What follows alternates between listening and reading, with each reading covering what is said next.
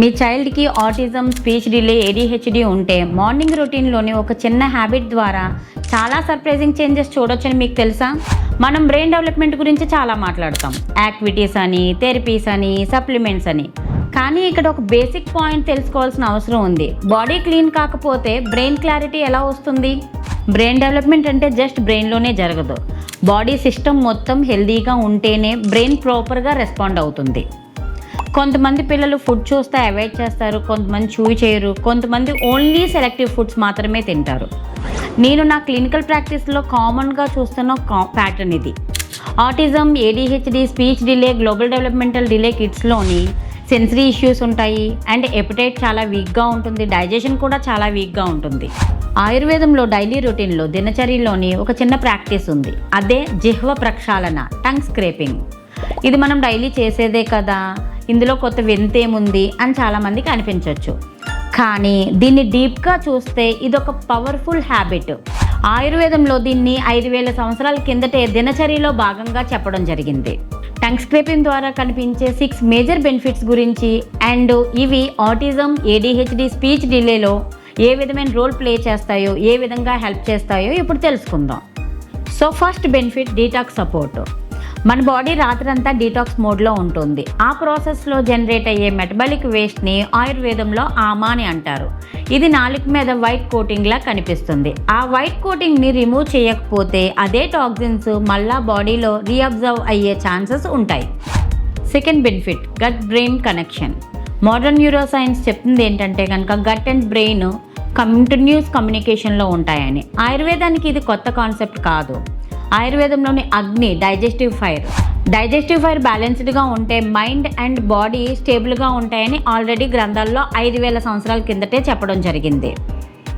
So gut brain axis balance అయితే digestion improve అవ్వడం, focus, attention పెరగడం, పిల్లల్లో హైపర్ యాక్టివిటీ రిడ్యూస్ అవ్వడం అండ్ బిహేవియర్లో చేంజెస్ చూడడం కూడా జరుగుతుంది. సో డేలోని టంగ్ స్క్రేపింగ్ ఒక హ్యాబిట్గా పాటిస్తే పిల్లల్లోని కామర్ బిహేవియర్ని చూడొచ్చు. So third benefit, digestion support. Tongue మీద వైట్ కోటింగ్ ఉండడం వల్ల టేస్ట్ బడ్స్ డల్ అయిపోతాయి. టేస్ట్ బడ్స్ డల్గా ఉండడం వల్ల ఫుడ్ని ఫీల్ అవ్వలేము. ఇక్కడ మనం బాగా గుర్తుంచుకోవాల్సిన విషయం ఏంటంటే కనుక సెలైవా అనేది డైజెషన్లో first step. So tongue scraping చేయడంతో టేస్ట్ బడ్స్ యాక్టివేట్ అవుతాయి. దీనివల్ల సెలైవరీ సీక్రేషన్ ఇంక్రీజ్ అవుతుంది, టేస్ట్ పర్సెప్షన్ పెరుగుతుంది. టేస్ట్ పర్సెప్షన్ పెరగడం వల్ల ఫుడ్ని ఫీల్ అయ్యి డైజెషన్ బెటర్ అవ్వడం కూడా చూస్తుంటాం. Fourth benefit, oral sensory stimulation. Autism, ADHD, speech delay ఉన్న చాలామంది పిల్లల్లోని oral hyper sensitivity or oral hypo sensitivity ఉంటుంది. అంటే కొంతమంది కొన్ని రకాల టెక్స్చర్ని టాలరేట్ చేయలేరు, కొంతమంది పిల్లలు అసలు సెన్సేషన్స్ని కూడా ఫీల్ అవ్వలేరు.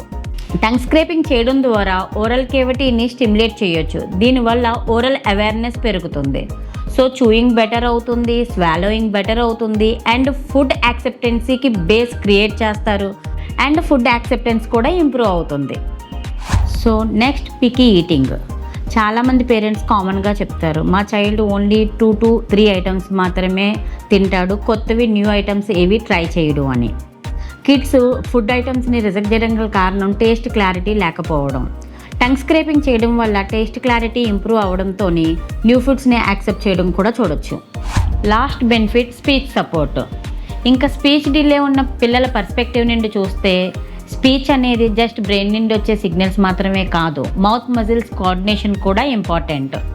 టంగ్, జా, లిప్స్ ఇవన్నీ ఒకదానికొకటి కోఆర్డినేటెడ్గా మూవ్ అవ్వాలి. జనరల్గా స్పీచ్ డిలే ఉన్న పిల్లల్లోని టంగ్ మూమెంట్ లిమిటెడ్గా ఉంటుంది. టంగ్ స్క్రేపింగ్ ఇండైరెక్ట్గా ఓరల్ మోటార్ అవేర్నెస్ని పెంచుతుంది, మూమెంట్కి స్టిమ్యులస్ ఇస్తుంది అండ్ ఇది ఓరల్ మోటార్ కోఆర్డినేషన్ని సపోర్ట్ చేస్తుంది. ఇక్కడ ఒక విషయం క్లారిటీ ఉండాలి, ఇది మ్యాజిక్ సొల్యూషన్ కాదు, ఒక ఫౌండేషనల్ హ్యాబిట్. మీరు ఒక బిల్డింగ్ కన్స్ట్రక్ట్ చేస్తున్నారు అనుకోండి, ఫౌండేషన్ స్ట్రాంగ్గా లేకపోతే బిల్డింగ్ స్టేబుల్గా ఉండదు. అదేవిధంగా టంగ్ స్క్రేపింగ్ లాంటి చిన్న చిన్న హ్యాబిట్స్ బాడీని ప్రిపేర్ చేస్తాయి. దీనివల్ల థెరపీస్కి, ట్రీట్మెంట్స్కి బెటర్ రెస్పాన్స్ ఇవ్వడం స్టార్ట్ అవుతుంది. ఇప్పుడు ప్రాక్టికల్గా ఎలా స్టార్ట్ చేయాలి? చిల్డ్రన్స్కి ఇనిషియల్లీ మెటల్ స్క్రాపర్ యూస్ చేయొద్దు. Soft, flexible and child friendly స్క్రాపర్ని యూస్ చేయండి. ఉదయం లేవగానే బ్రషింగ్ తర్వాత 3 to 5 స్ట్రోక్స్తో స్టార్ట్ చేయండి. ఇన్ కేస్ గ్యాగ్ రిఫ్లెక్స్ వస్తే కనుక కంగారు పడకండి, ప్లేఫుల్గా చేయండి, ఇమిటేట్ చేసి చూపించండి. ఇమిటేషన్ ద్వారా పిల్లలు చాలా త్వరగా నేర్చుకుంటారు. రొటీన్ క్రియేట్ చేయడం చాలా ఇంపార్టెంట్. సేమ్ టైం సేమ్ ప్యాటర్న్లో చేస్తే అది డైలీ హ్యాబిట్ లాగా ఫామ్ అవుతుంది. కొన్ని రోజుల్లో చేంజ్ కనిపించకపోతే డిస్కరేజ్ అవ్వకండి.